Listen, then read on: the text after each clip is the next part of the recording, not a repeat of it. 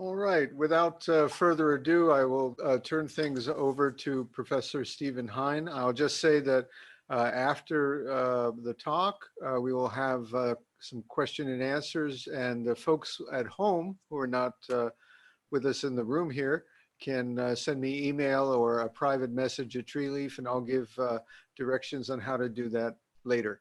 In the meantime, Steve, thank you so much again. Okay, thanks again for the opportunity. I always enjoy discussing Dogen, especially with people interested and knowledgeable.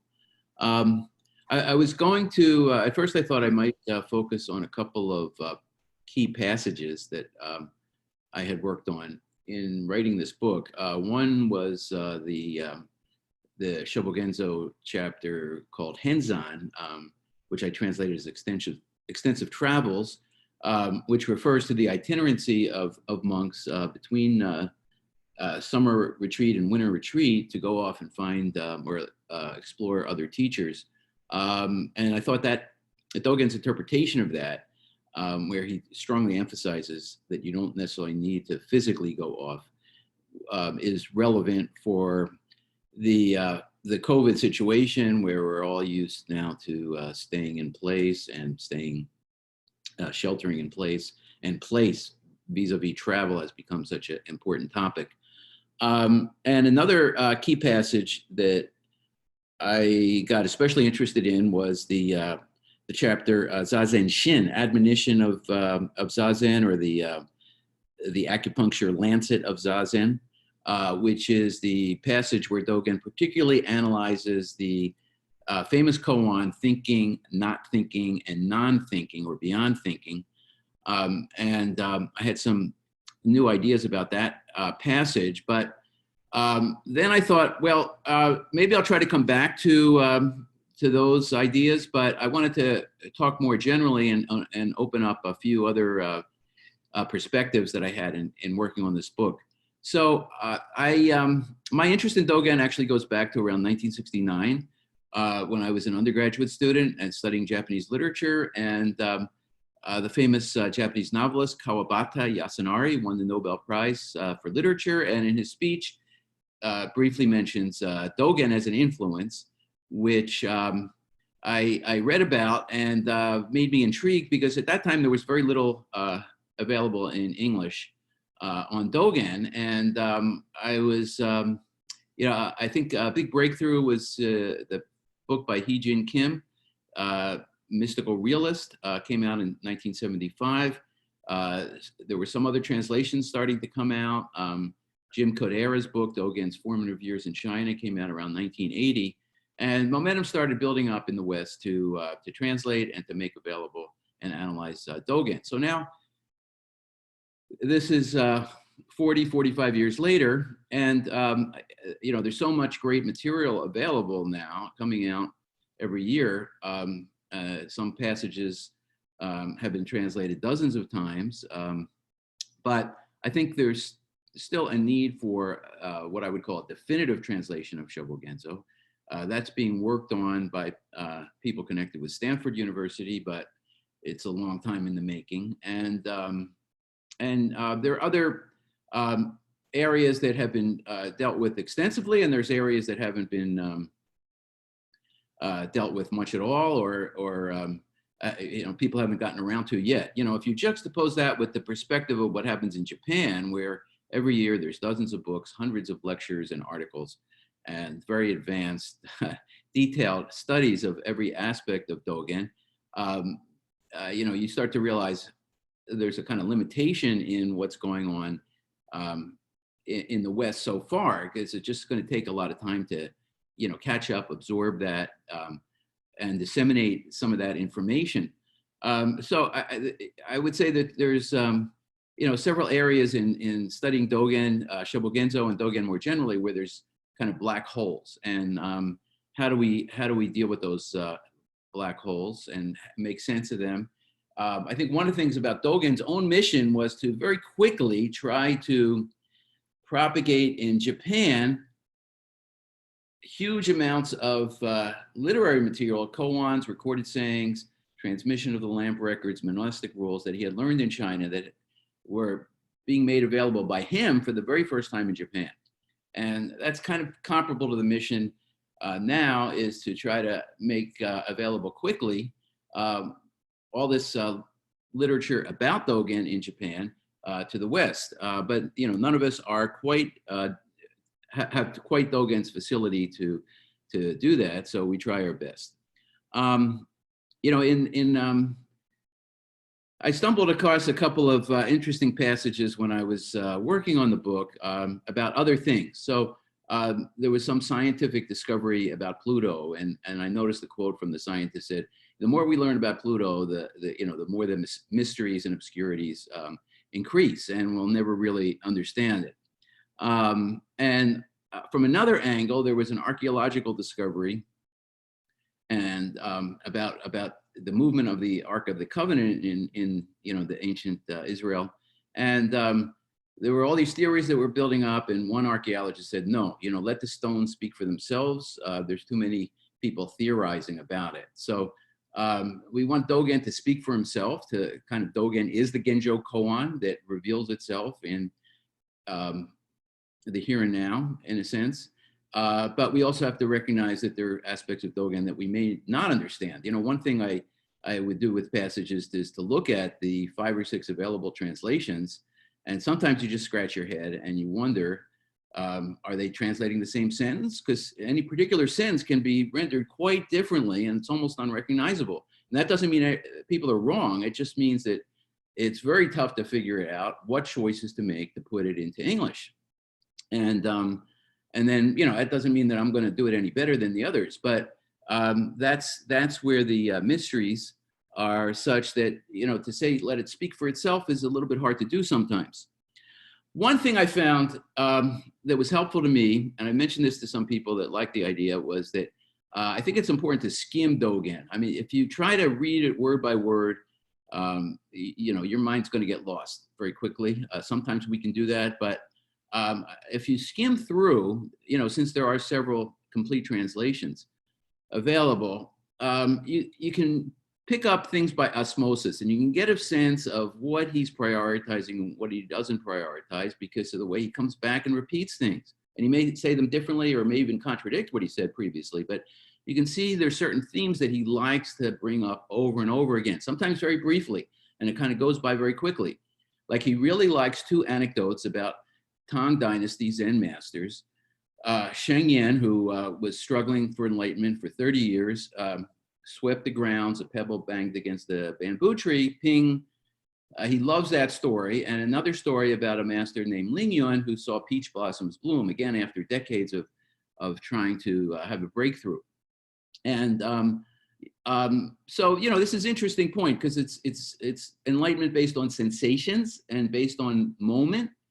And, Dogen's not known for Kensho, which is what these sound a little bit more like. And I'm not saying he is advocating it, but it's interesting. It's something that you see, I think, more clearly by that skimming process, that osmosis process. Another thought that occurred to me in that process was that he comes back to a saying that a Shravaka, kind of novice practicing, must adhere to the rules of the precepts and the Vinaya code. A bodhisattva breaks the rules or can break the rules. And it doesn't mean that Dogen is advocating rule breaking all the time and antinomian implications, but he does come back to that saying quite a bit. And I don't think I would have realized it if I hadn't been skimming back and forth so many different passages. Okay, let me talk about a black hole that really hit me strong when I was looking at Dogen, because since the 20th century, there's been so much available in Japanese and in English, and there's even a translation into modern Chinese. I think a stereotype is built up in Western studies that Shobogenzo wasn't paid much attention to for centuries. It was kind of overlooked. People didn't know what to make of it. It was lost. Centuries went by where people weren't paying attention to it very much, except maybe a handful of monks. And then when they started to pay attention in the 1700s, there were a few commentaries. What I've seen in Western writings is that there were 5 or 6 commentaries. Sometimes those are named especially in an essay by Nishiyari Bokusan that's in a book on Genjo Koan. And it gives the impression that it wasn't really till the 20th century that there was a breakthrough. And what I came to learn was, I wouldn't say that nothing could be further from the truth, because there is a grain of truth in some of that, but it was wrong. There was a lot of attention to Shobogenzo from the very beginning. There were many different versions of it, many different editions, and in the medieval period. And you can see there were copies that have been discovered in dozens or even hundreds of Soto temples throughout Japan, and people were dealing with it. To some extent, to get the authoritative edition, you had to make a trek to Eiheiji, but people, other monks were making copies and spreading them around, and those have been rediscovered. And then in the 1600s, in the Edo period of Japan, the early modern period, there weren't just 5 or 6 commentaries. There were dozens and probably a couple hundred commentaries on different aspects of it, and it became very controversial. It became so controversial because people didn't know what to make of the fact that Dogen, changed the Chinese sources quite a bit. Did he misread them? Did he misunderstand them? Did he do it deliberately? That it was such a hot debate that the Soto sect actually had, along with the Shogun, a ban against publication of the Shobogenzo in force for almost 100 years in the 1700s. But at the same time, dozens of commentaries were being written, and the way against the ban, or way backdoor, was to write a commentary. Then you could include the text, but you weren't actually publishing a version of the Shobogenzo. Now, on the cover of my book, there's this image here. If you can see that, everybody can see that image. Okay, yeah. So this is from this. Okay, this is the real McCoy. This was published in 1803. The first actual publication of Shobogenzo in a woodblock print was 20 booklets like this. They divided up into 20 booklets, and this was one of the original ones.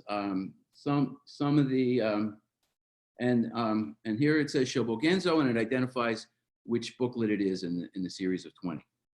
You can see that it's been eaten by insects, and some people like the kind of wabi-sabi effect of a document like this. I picked up several of those. That's a little bit of show and tell. Another book that I picked up is this edition. This is a little bit harder to see. It just looks like a blue book. This is an edition of Dogen's complete works from 1939. In the 20th century, they started trying to publish the complete works of Dogen, and there were different editions of Shobogenzo and different theories about the order of the chapters and some of the wording. And in this edition, all of Dogen is put into one volume. So I put that under my pillow some nights, and you can all, I can absorb it all at once. Usually Dogen is spread out over many volumes, and somehow they condensed it to that one. Okay, so while those black holes are going on,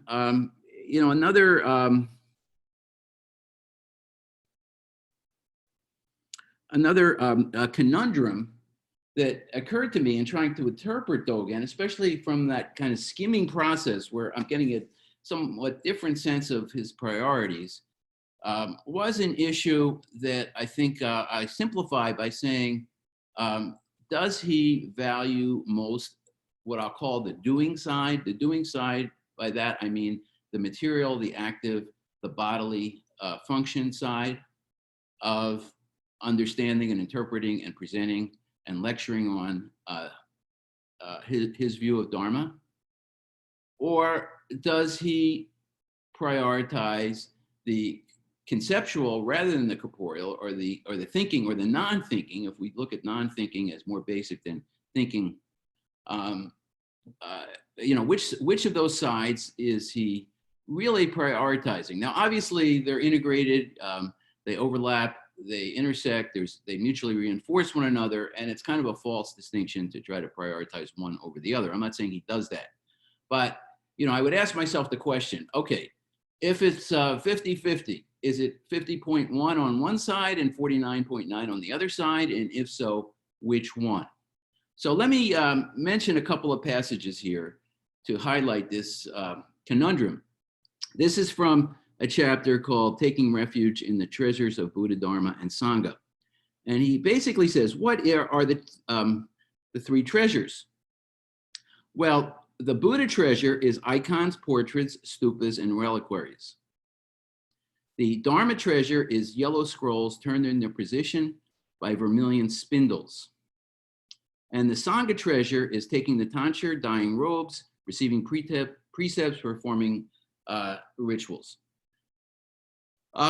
So that would seem to emphasize the physical side, because the Buddha is an icon or portrait or stupa, and the treasure, the Dharma treasure is scrolls and vermilion spindles to rotate the scrolls, and the Sangha side is robes and precepts. But then let's look at another passage. This is from the chapter Ancient Mirror. Students should realize that explaining wisdom is not necessarily the best expression of the way of Buddhas. Although we may experience that the great round mirror of all Buddhas is already the same as us, there is a further principle to consider. The so-called great round mirror is not the same as us. It is not a jeweled mirror, a bronze mirror, a flesh mirror, or a marrow mirror. The great round mirror is itself the meritorious deeds of all Buddhas. Well, here he seems to emphasize that, don't look at the physical metaphor. The physical metaphor is just pointing to something that is paradoxical. Although in the very last phrase, he comes back to meritorious deeds. So he does seem to reinforce the other side. I don't think Dogen is trying to pick and choose exactly, but the priorities reveal themselves when you start to examine different passages in detail and see how they fit with other passages. Okay, so the another issue that concerned me was what I call the persistency of the consistency issue. And one question that has long intrigued me, and it's discussed quite a bit in the Japanese world of Dogen, is did Dogen change course during his career? He comes back from China. He's in Kyoto. It takes him a few years to get his first temple going. And just when he gets the temple supercharged and he's writing most of the chapters of Shobo Genzo, and he seems on top of things, just at that point in 1243, for various reasons, he leaves. There's no mention of why he leaves Kyoto. It's just an abrupt leave. There's different interpretations of it. It was mentioned briefly in some historical materials back from the medieval period, and there's different theories, but he leaves. He goes to Eheiji, and at Eheiji he pretty much stops writing Shobo Genzo, and he works on the extensive record, which is different kinds of lectures. He also puts more emphasis on the monastic rules, the essays that are in the pure standards or Dogen's collection of monastic rules. And his priorities seem to shift a little bit, or do they shift a lot? And is that just a different style, or is that does that symbolize something more significant? And then there's another twist and turn that about 5 years before he dies, he was supposed to have visited the shogun, and the shoguns in that era were very interested in meditation, partly out of guilt for violence, the life of violence, and trying to find a kind of reprieve from those moral struggles. And Dogen visited the shogun in Kamakura. He left Eheiji, comes back after 6 months, and he seems to put more emphasis on causality, karmic causality. And he does that from the very first sermon that's in the extensive record in 1248, and then new discoveries have shown that he didn't really stop writing the Shobo Genzo when he got to Eheiji and left Kyoto. He actually did write a number of chapters of it, and he was revising some of the earlier ones. And you can see manuscripts where he crossed out some passages and was changing things, but some of that got lost and wasn't discovered until 20th century Japanese scholar started digging in all the archives and finding some of these new materials. So I'm not going to say here, definitively that he changed or didn't change. That it's a big issue that I've thought about for a long time, and I've tried to examine different theories on it. I am basically of the feeling that the changes he had were not with his fundamental approach, but on a more surface level. But it is something to be explored. And what do we make of the fact that he was crossing things out and he was changing things and he had different versions of Yoshobo Genzo? So by the time he died, there was no clear version. Most of us think of the 95 fascicles, but that version was not created until the 1690s, over 400 years later, when they made an attempt to have a comprehensive chronological view. What Dogen left was probably 75 fascicles, and there was another version with 60 fascicles, and there are other versions existed in the medieval period. That's where I say that medieval period is actually a very exciting time because they were dealing with some of those issues, but it wasn't always recorded in a conventional way that is easy for the in modern times to get hold of. Okay, so those are some of the conceptual or methodological issues. One very minor point is that I noticed in Bandoa, which is the first chapter in the 95 fascicle version, but actually was not in the earlier versions at all. It was years later that it came to be considered even a chapter of the Shobogen. So that's an issue. But one of the things is the character for Ben, the Chinese character for Ben, which means discriminate in a good sense of making clear distinctions between finer points in understanding the Dharma. That character for Ben changed over the years, and Japanese scholars have pointed out subtle nuances in the implications of the change of the character. But let me come to some, more points more on Dogen's teaching. And so let me finish off my remarks with Henzan and Zazen Shin. Henzan, extensive travels. So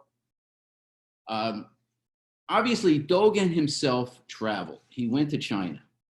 And in Zen, and most forms of Buddhism, and probably most forms of religion, from biblical religion to all kinds of mythological based traditions and throughout the world, travel is taken for granted as essential for a learning process. There's an ancient Chinese saying, it's better to walk 10,000 miles than to read 10,000 books. St. Augustine said, the world is a book, and those who do not travel read only one page. And Dogen does talk about the fact, and in extensive record, he says, for 20 years, I have been studying the different schools, widely visiting teachers while the seasons were changing. But in the Henzan chapter, he cites a koan where the master says to his disciple, why haven't you done your travels yet? And the disciple says, Bodhidharma never came from the West, and the second patriarch never went to India to try to find him. And Dogen applauds this. He says, look, this is the kind of conceptual somersault. That's the word he uses, a somersault, that is crucial to Zen, to turn things upside down and topsy-turvy. Don't take for granted the superficial meaning. And then towards the end of that chapter, he cites a poem from his teacher, Rujing, who says, the great road has no gate. It leaps out from the heads of all of you. So, the good news in the period of quarantine and lockdown, et cetera, is that we don't have to necessarily move. But at the same time, we know that Dogen had to move. So that gets back to the issue of consistency or inconsistency, or there's something beyond that simple dichotomy. Now, in looking at that passage, I came across a poem by Su Xie. Su Xie was the famous Chinese poet. He was not a monk, but he practiced Zazen. who is quoted in the Keisei Sanshoku fascicle. There's a poem that's quoted there. This is a different poem than the one that's in that chapter. And in this poem, Susha is floating along in a boat by a lake, in a lake. And if you know his story, he was somebody who was in favor in the capital, and then he was sent into exile. And this is the beginning of his exile period. So it adds a sense of poignancy to what he talks about. And he falls asleep in the cabin in the boat, and he wakes up in the middle of the night. He thinks it's pouring rain and he wants to see what's happening, but it was actually the wind stirring some reeds nearby. It wasn't raining. And in fact, it was a remarkably calm evening. And he noticed that everybody on the boat was asleep, and all of nature seemed to be asleep, except a fish darted off like a fox, he says, because it was startled by his presence. And he looks at this vivid, serene, beautiful view and has a great sense of calm, and then says, all of a sudden, as the dawn comes on, you know, I feel much in dismay, because sounds are coming alive. The birds are singing, the roosters are crowing, the drums are being pounded in the boat, and it breaks up that momentary period of pure peace, which of course is going to happen whether you're moving or not. And there was another Chinese Zen poem from this era called "Nothing is Better Than Taking a Step Back," and there's 12 verses, but let me read 2 of the verses. This is a poem that I think Dogen read and was influenced by. So, nothing is better than taking a step back. Be sure to cultivate yourself thoroughly from head to toe, because when you blew out a flame burning in your heart, you probably missed seeing the anger that was in your belly. Second verse, nothing is better than taking a step back, like a lone cloud or wild crane moving freely, whether or not coming from or going to a sanctuary down the road. I smile up at the bright moon hovering over the peak. So the moon is constant, whether we're coming or going. And you know, that's not, again, this is by a different poet than Dogen, but I think Dogen would use that kind of symbolism. Like when he comes back from China, he says, my eyes were horizontal, my nose was vertical. It's that calm assurance of that moment.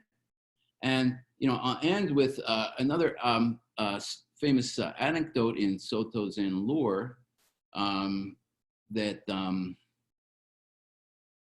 in the couple generations after Dogen, when Keizan was starting some temples even further north in Eheiji, his main disciple was Gasan.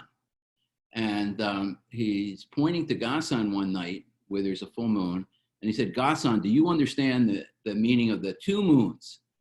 And Gasan simply says, no. Now, Gasan does go on to become a great leader in his own right a few years later.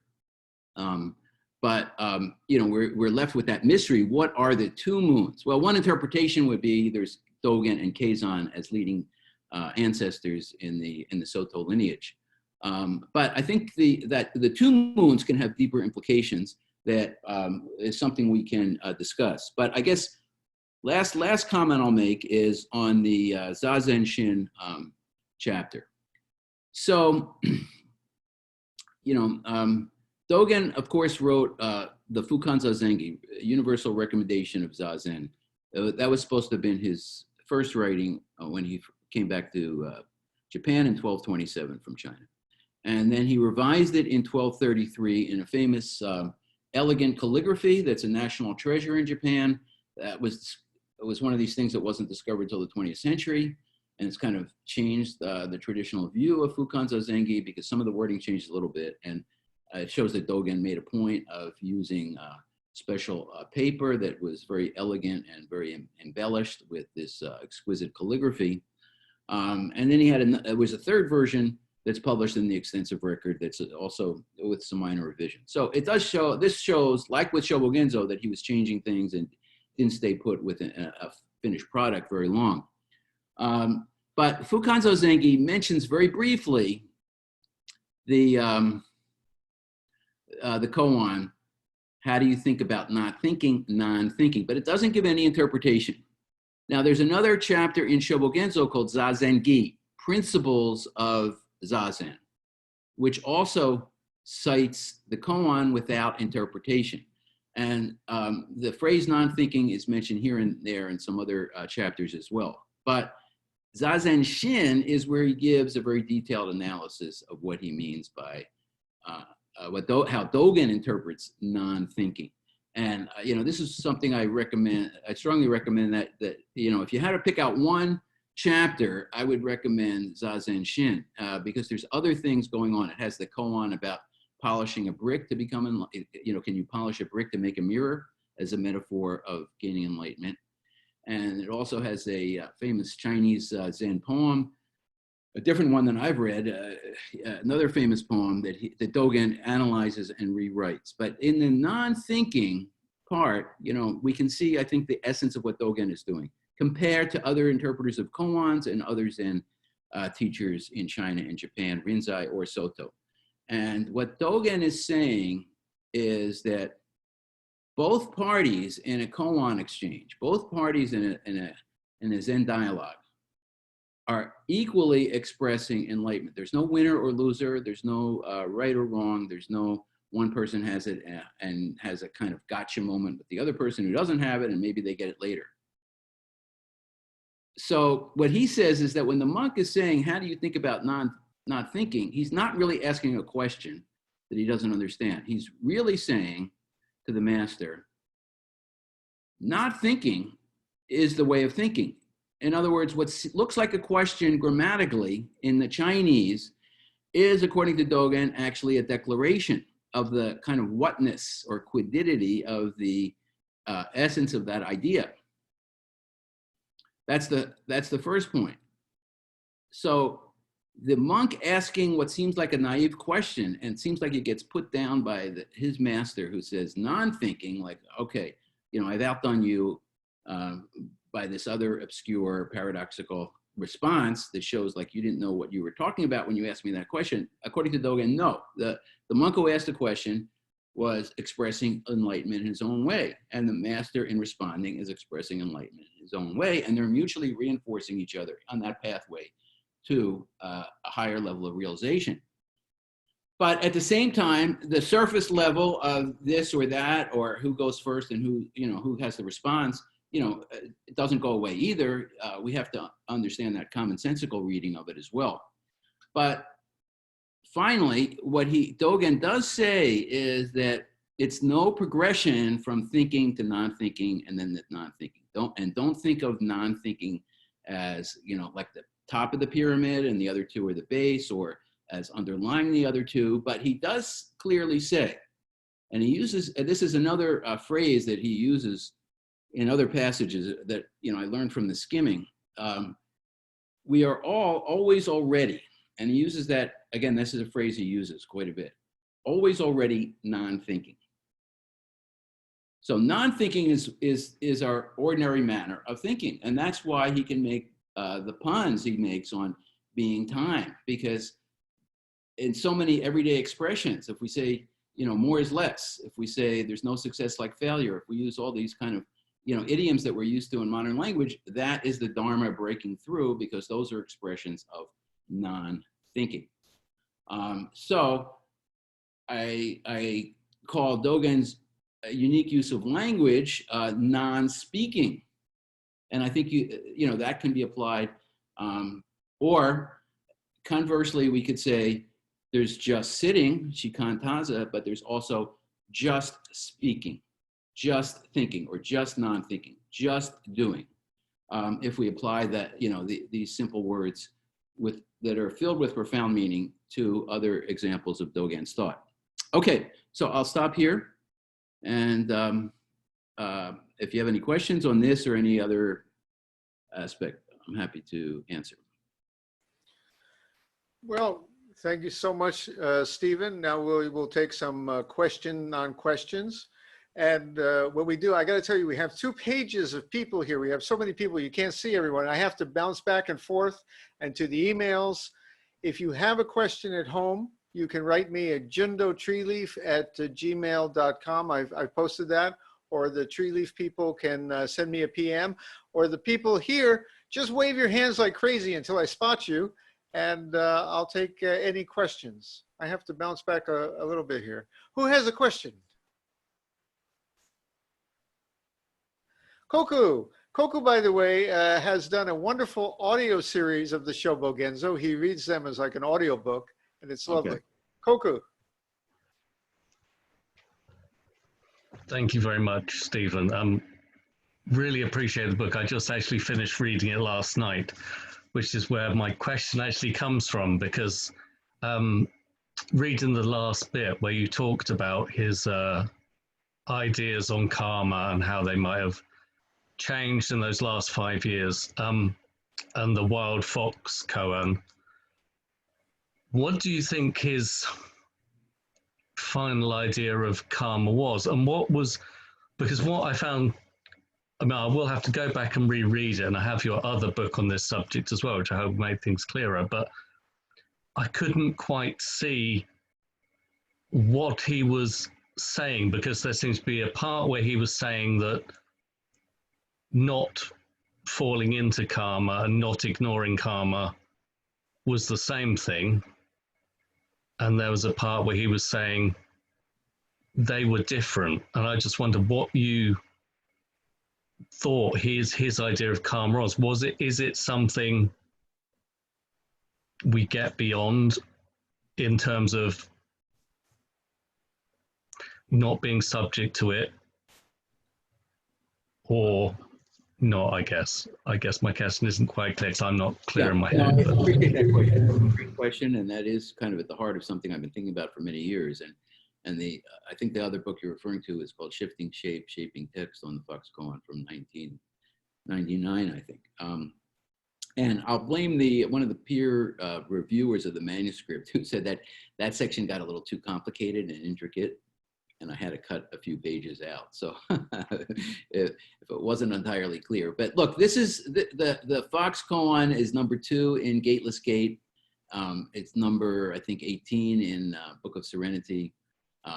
And you know, it's probably one of the, in addition to the Mu Koan, or does the dog have Buddha nature, the Fox Koan. And we notice, you know, there's fox, there's dog, there's the cutting the cat in half koan, and there's the rhinoceros koan. Animals play a role. That's a whole other angle to look at. But anyway, the fox koan, you know, it's very complicated narrative in a short space to begin with, and then it's extremely complicated and paradoxical in terms of not falling into causality and not ignoring causality. So by saying that a master doesn't fall into causality, this monk is punished for 500 lifetimes by falling into causality when he denied, you know, because he denied it. And, you know, Dogen, I think, is the only one who asked the question, is it 500 fox lifetimes or 500 human lifetimes, when he's analyzing that. But, you know, there's a chapter called Daishugyo, Great Cultivation, that he had written, I think, in 1244,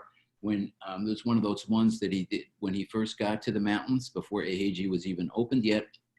And he says, 2 sides of the same coin, basically, which is what Gateless Gate and some of the other commentaries say. And, you know, so there's that emphasis on the non-duality. And, you know, that emphasis goes back to Bendoa. Whether Bendoa is part of Shobogenzo or not, it is, after Fukan Zazengi, you know, one of the main things he wrote early on from 1231. And he does strongly emphasize the non-duality. You know, one moment of Zazen for one person affects all moments for all beings. And, you know, there's an interesting passage in Shobogenzo Zui Monkey, which is from the mid-1230s. And at that point, you know, he was trying to, apparently they say he was trying to convert members of a small early sect of Zen that had been outlawed from the government precisely because they flouted the precepts altogether and antinomian implications. And there's an interesting discussion where he refers briefly to the Fox Koan and gives a bigger analysis of the cat koan. Should the monk have, you know, should the master have cut the cat in half? And he seems to say, no, he shouldn't have. because again, he says like when the monks were silent, they were expressing some level of truth. So there was no point in taking that drastic action. So, you know, you can see these stages where he's developing these ideas, but the big wild card, I think, in, you know, we could say, you know, if you look at it from the standpoint of worldwide religious studies of so-called mystical traditions and meditative traditions, is that the big wild card is that are you entitled to transcend ethical considerations? Now, when Dogen goes to see the Shogun, and I think the biopic called, you know, Zen, which it came out in 2009, has a very, you know, one of the best parts of that movie is the sequence that takes place towards the end of the movie when he goes back to when he's teaching the Shogun, and he turns down the offer the Shogun makes to him, and he, you know, this seems to be a big confrontation because he's facing reality here. The reality is he going to be corrupted, co-opted, you know, turned into a trophy for the Shogun, or is he going to go back to Heiji? And I think that there's a famous kabuki actor who played that role and has a great look on his face when the determination and integrity when he makes the decision against the Shogun and against the samurai patron.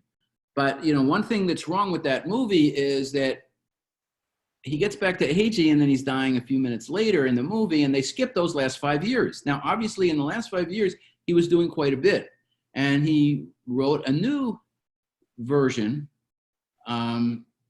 called Deep Belief in Causality, Jinshin Inga. So causality, and he refutes the previous interpretation. He doesn't necessarily refute himself, but he refutes other prominent Zen masters in China in the 1100s that he had studied for misunderstanding it. And there's other passages we can see in the extensive record where he comes to this very strict, early Buddhist, Abhidharma Buddhist view of causality is causality. You know, it's going to have those impacts whether you like it or not. And he has other passages where he seems to talk about, you could say it's non-causal because there's like kind of these typical Buddhist miraculous stories. A prostitute happens to walk and feel walk near a Buddhist monk, and his robe brushes against her, and then she's immediately transformed into a saint. And you know, that's kind of almost supernatural, but it does drive home the point of moral implications. I think, so to answer your question in a nutshell, I think Dogen was still working it out. I don't think that Dogen had a clear view, but if you want to apply Dogen to contemporary social issues of social discrimination, whether that's in Japan, where that's been, you know, a perennial issue with an outcast community and other minorities, or Black Lives Matter in US or any other part of the world. And if you want to apply Dogen to environmentalism, to, you know, gender inequality issues, or to, you know, the whole Zen at war idea, and where would Dogen stand in relation to what some Zen teachers did in Imperial Japan. I don't think, I think Dogen, I don't want to say he fell short, but I think that he, for whatever reason, you know, he did die a few years later, and he just didn't really develop that. But they say, and there's some evidence to believe, that he was rewriting not only that one passage, but other passages in the Shobogenzo to stress that point. So another important chapter that was written in that late period is Sanji Go, Karmic Effects Over 3 Times. And so it seems like he's trying to really reinforce that idea, but it's hard for us to gauge exactly what his intention was at the end. Thank you so much. One thing I would say is this book, your talk, and just that answer, it's made me just want to go back and read so many fascicles. It's just fantastic for re-stimulating my passion for Dogen. So thank you so much. That makes my day. And you know, by the way, do you guys have a problem with the word fascicle, because sometimes I'm asked the question, why don't you simply say chapter? So I did, so I have been starting to do that, and I did use the word fascicle in the book. But is that off-putting, or is that clear enough? That's what we normally use, I think. Okay. Yeah. Guy Malkerson, you emailed me a question, but you want to ask it in person? Turn your mic on. Oh yeah, let's see. What was it? It was when you, when you were beginning the talk. Well, you were saying that there are some areas of Dogen that haven't been dealt with enough yet. So I was wondering if you wanted to elaborate on that. Right. Okay. So I think again, I'll go back to with Shobogenzo. The amount of commentaries on Shobogenzo, and in the 1700s especially, because a theory came up that, well, I guess two issues came up for Soto monks at the time. And now we have to keep in mind that throughout all these centuries, Soto Zen and Dogen Zen is in a competitive situation, because there's other schools of Zen, there's other schools of Buddhism, there's Shinto philosophy, and of course Confucianism, and there's other folklore traditions, and so there's a lot of pushing and pulling, not so much on somebody like on a great giant figure like Dogen, but on generations of his followers. And in the 1700s, they started to become kind of embarrassed that Dogen distorts so much of the Chinese grammar. Casting off body mind is the single most famous example, where it seems like his teacher would have said, cast the dust off the mind, and Dogen either misheard it or deliberately changed it because of the sounds in Chinese and Japanese were kind of similar. And but there's dozens of those examples. And they were also concerned that in some passages, Dogen very harshly criticizes Rinzai and mostly rival, monks of rival schools, although he does criticize Rujing, not so much criticize Rujing, but he does rewrite some of Rujing, and he does say, well, Rujing said it that way, but I would say it this way quite a bit. But this became a sore point in the Edo period, because how did they make sense of that in that competitive environment where the shogun was also over, the shogunate was always kind of supervising what the religious traditions were saying. So there was a famous monk, Tenkei Densan, who started rewriting it. And he came up with 78 chapters or fascicles, and he deleted some that he said maybe these weren't really authentically from Dogen. And he actually rewrote passages himself in his own grammar. And then that kind of horrified the mainstream monks like Manzan Dohaku and Menzan Zuiho and their followers. And they contested with each other quite a bit. They called Denkei's faction worms, not worthy of being given the time of day, and there was quite a bit there. But aside from the rhetoric and the polemic, it's a remarkably rich material. I mean, it would take several lifetimes to pour through all of that. So I think that's one thing. Now, Shobogenzo, we do have 5 or 6 complete translations. The Stanford one is coming. Extensive record, 1. Now, I think that's a great translation. I'm not criticizing it, but why do we have 6 of one book and not 6 of the other that is equally important? I think we could say. And there's only one translation of Eihei Shingi. Again, it's a great translation.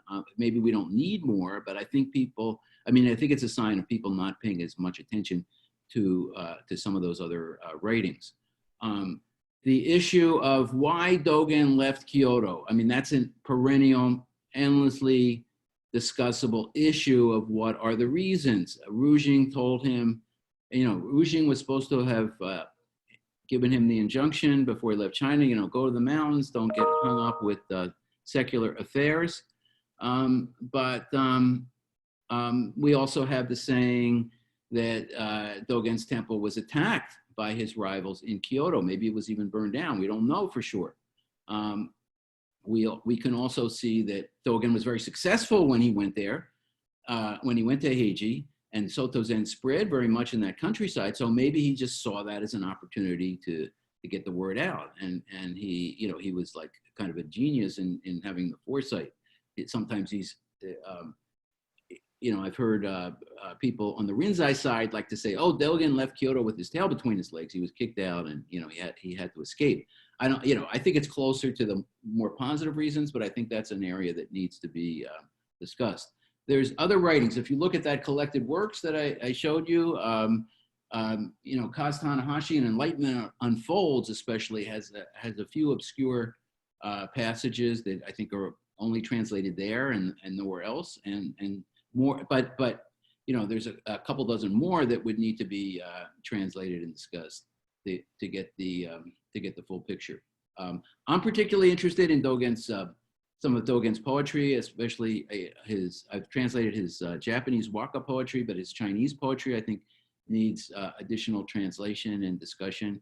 And final point on that regard is, look, Dogen was reading the Chinese texts. Some of the Chinese texts have been translated, Gateless Gate, Blue Cliff Record, but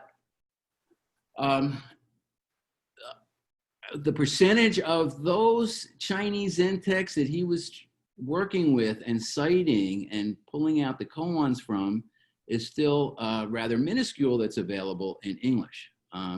There's dozens and dozens of those. So that's another area that's going to be pursued, not necessarily by Dogen scholars, but by scholars and translators in that area. Okay. Great. Thank you very much. Thanks. Okay, I'm going to take the prerogative to take one question for myself. And I'd like to ask Steve for an honest opinion, because this is also the time I get to plug my own book on Dogen, which is coming out in October from Wisdom Publications, The Zen Master's Dance. But my book is for beginners and for people who can't get Dogen. So this is the take I present, my thesis. Dogen didn't always mean something. Sometimes very clearly his wild language, he meant something, like in Uji, he's got a sense of flowing time back and forth, up and down. But a lot of times, man, like in Hoke Ten Hoke, when he's playing with the Lotus Sutra, it's not that he's trying to say something intellectually. It's the feel, it's the sound with the words. It's like he's a jazz musician just twisting it up and spitting it out again, and it doesn't intellectually mean something. What do you think of my thesis? Yes, well, I'm looking forward to the book, and I don't know you. I know you've had some blogs about this over the years. Is it kind of building on what was in there, or is it? Yeah. Yeah. Okay.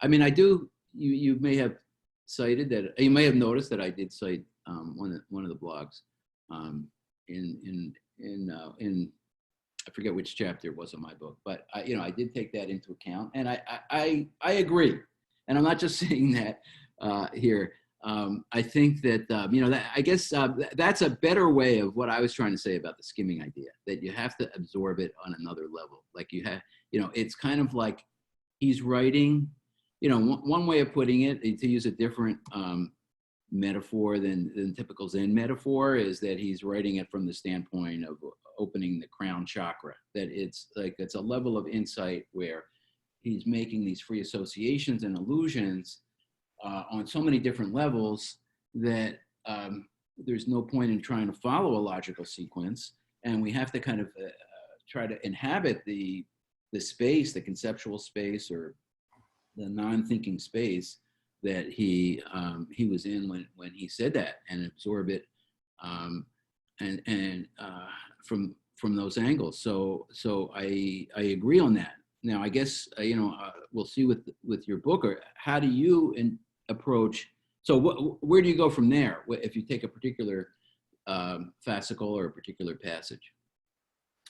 Well, unlike you, as I said, my book's for beginners. Right. So all the ambiguity you were talking about, I just tell people what it means or what I think it means. And I simplify it sometimes. But I tell them, you know, I'm just offering an interpretation. And I think it's just an entranceway for beginners. And then when they're done with my book and they want to get something with a lot more, how to say, depth, then they go to your book.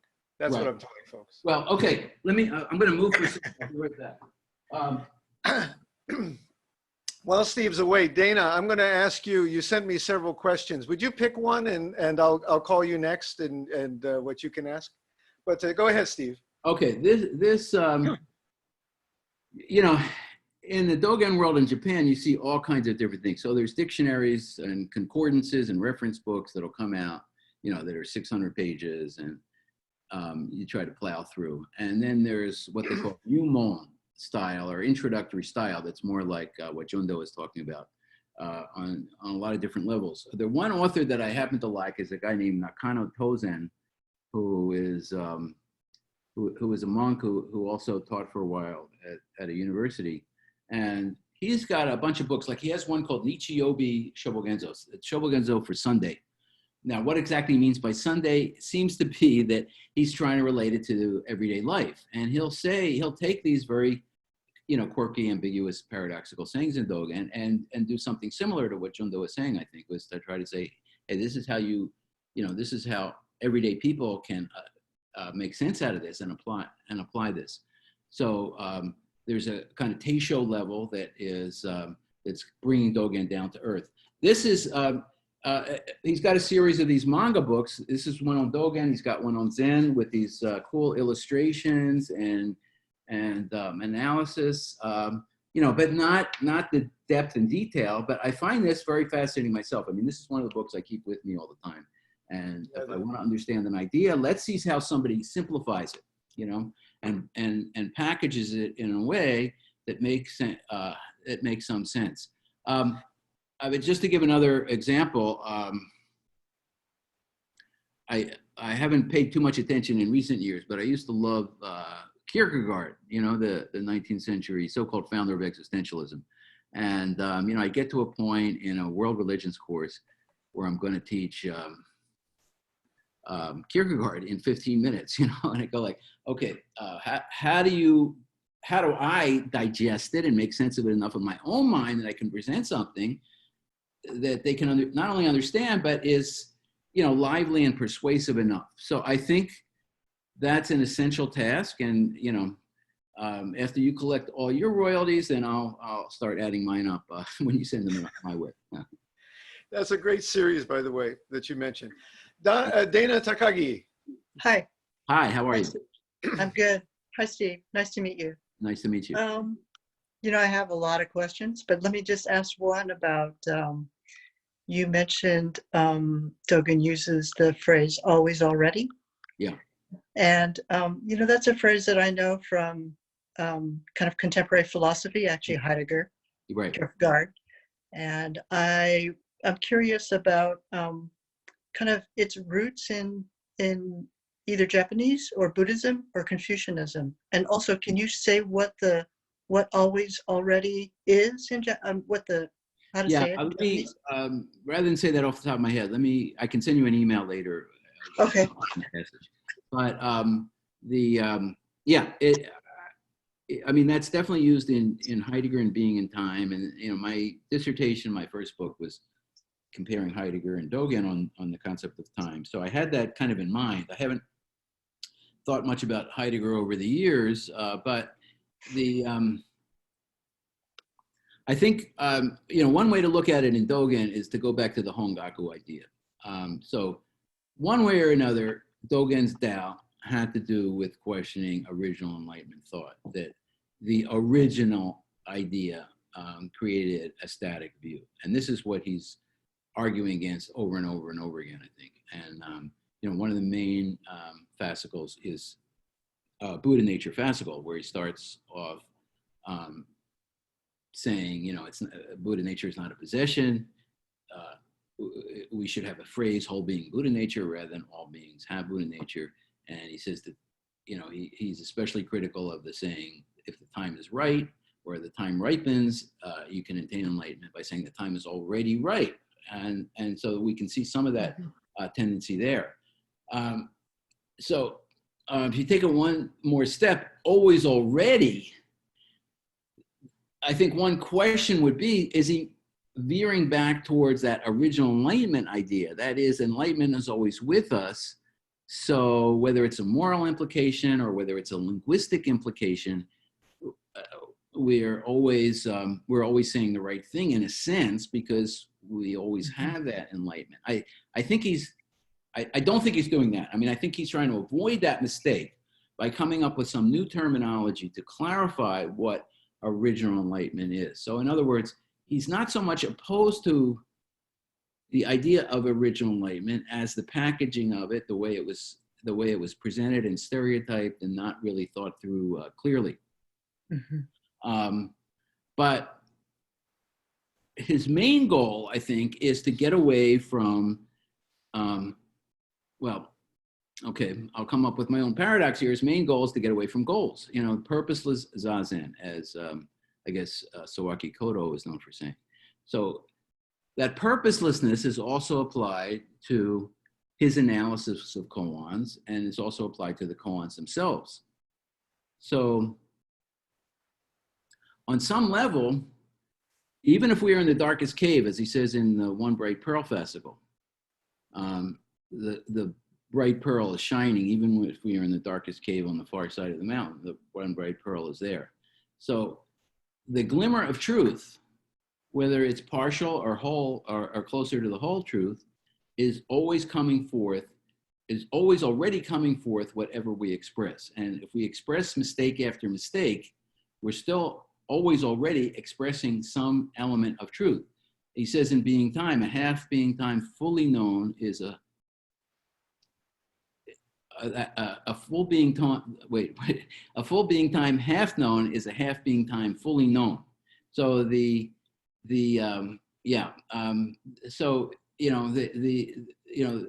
even the mistake after mistake, the dream within a dream, the sky flowers that we imagine to exist floating before us, all of those so-called illusions, this has been analyzed by Hee-Jin Kim and many other people. All those so-called illusions are all glimmers of truth disclosing themselves. So that's, I think, what he's getting to with the always already. But for the original passage, let me track that down and I'll email it to you.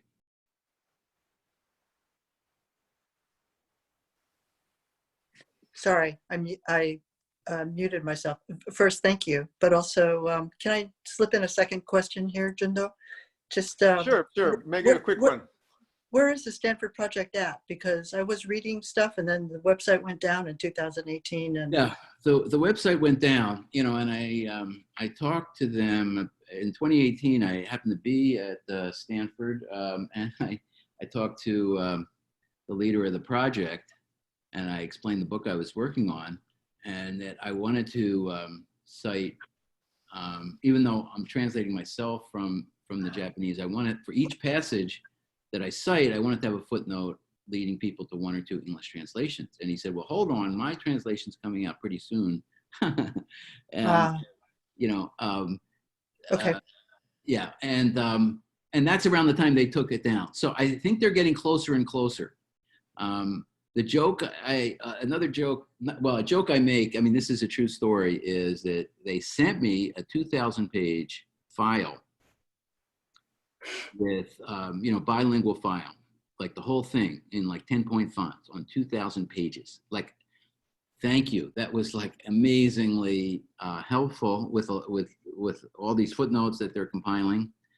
And at that time, I was about to leave I opened the file and I'm about to leave for Japan in like 2 days for a research trip. And I had a Mac Air with only 4 RAM at the time in 2018, and it crashed my computer doing searches in that file. I ran over and got a MacBook Pro just in time, and but I think they've been negotiating with this has been commissioned by the Soto sect, which had different plans for this whole project when it started over 20 years ago. And I think one of the big hangups now is how many English volumes is it going to take to publish this. I mean, they're up to like 7, 8, 9 volumes. And, that's going to be it's going to be quite a, a production to get that out there. So we'll see. Okay, thank you very much. But I think for any particular fascicle, I think they're happy to send people, that passage if it's requested. You just write Carl, right? Yeah. Gotcha. Dana, I'll send your email to Steve when we're done today. And I'm also going to head to the bank because I'm going to have to get a loan to afford this new Shobo Genzo. We have time for one quick question. The Stanford one. The Stanford one, yes. Yes. I'm sure it's not going to be $9.95. No. We have time for one quick question. Anyone has something really pressing on their heart that nobody? Everyone? Yes, Jacqueline.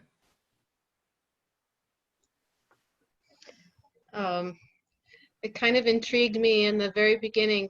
Well, first of all, let me just say thank you for this wonderful talk. And I, like Koku, I'm really excited to go back and dive into this more. So, but when you said, when you're skimming through Dogen and you pick up on themes, and one in particular you said was bodhisattvas break the rules. And I was wondering if you could elaborate a little bit more on that, give some examples, and because I don't know, we're kind of in some ways we're all a little bit renegade here at Treeleaf, so we can be rule breakers sometimes. So that just caught my attention. Yeah. Well, I think I think that there's a saying from one of the sutras that I have to go back and find the original passage, but Dogen does cite it in in one of the fascicles, and he comes back to it a few times. One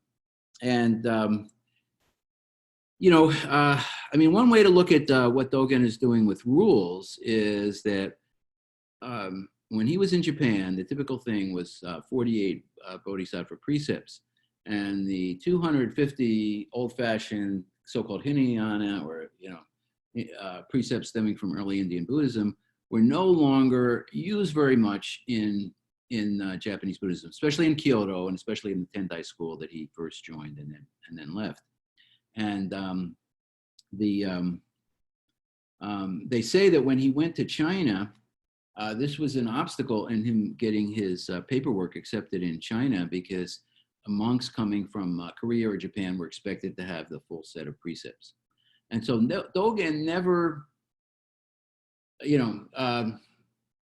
bought into the idea that you needed that full set of precepts, even though Eisai, who founded the Rinzai school a few years earlier, did strongly recommend that.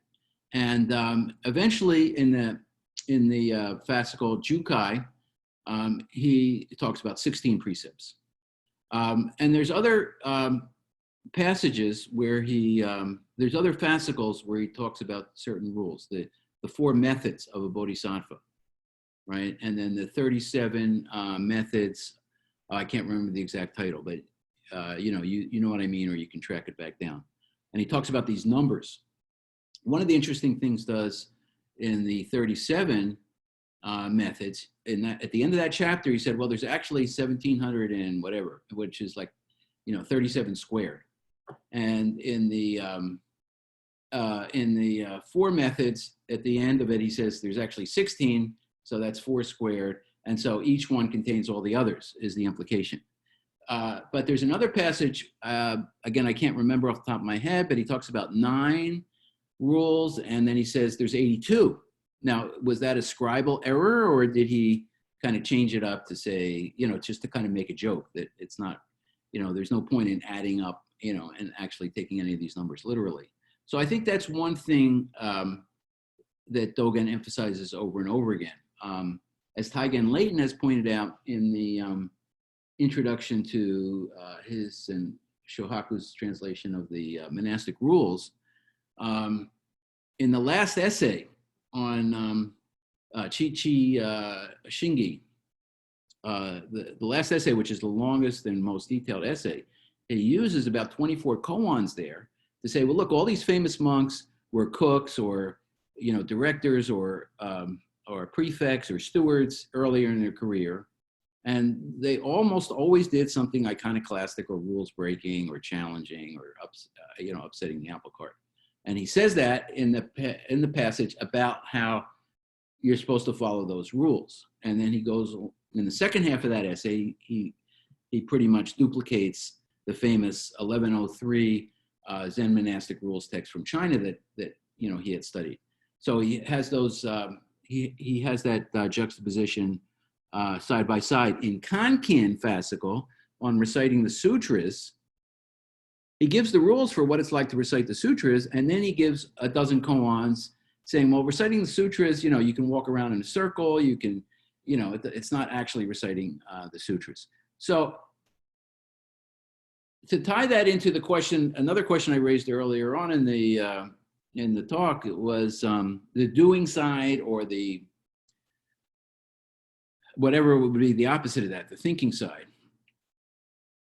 Even though he's emphasizing the doing side, you have to do it from the thinking side that is not limited to particular ways of doing. So what's doing is the authentic way, the way with integrity, dignified demeanor. I think the term, gyobutsu igi, that igi term is very important from that fascicle. What I call the dignified demeanor, or the conduct with integrity, however you translate that passage, I think is what he's saying, regardless of rules. But there's the famous story that when he comes back from the shogun and he rejected the shogun's offer for land, he left a disciple behind to wrap up the paperwork with the shogun, and that disciple Gemyo comes back to Heiji a couple weeks later and says, guess what? I took the land I took some gift from the shogun, and Dogen had his meditation seat ripped up, burned all his belongings, so nobody could ever occupy his meditation seat again. And so it's not an anything goes attitude in bending the rules.